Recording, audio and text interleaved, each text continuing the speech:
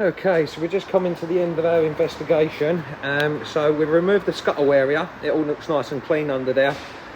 We're not getting any water ingress from inside here where normally they crack on this sort of area on the Ford Cougars.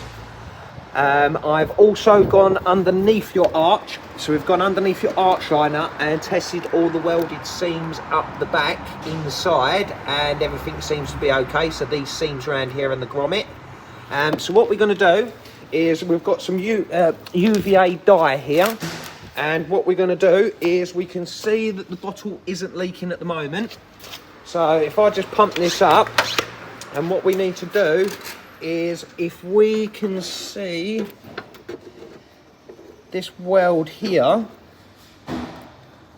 so this is the weld we're going to be focusing on, where it comes down here and then goes across.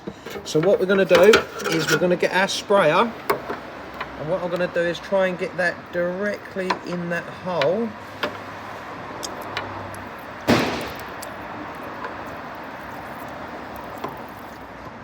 It's a bit hard doing it with the camera. But okay, so we'll fill that crack up with obviously the UVA dye, and then what that should then do is, if we go in on the inside, there we go. So we've got the UVA dye coming through.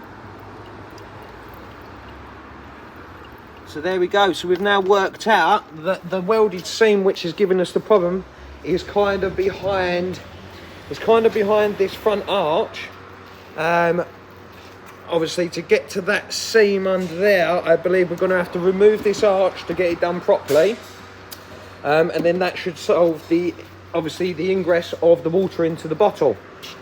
So we can see there that it's still obviously running in with our dye. So I believe we've found that one there.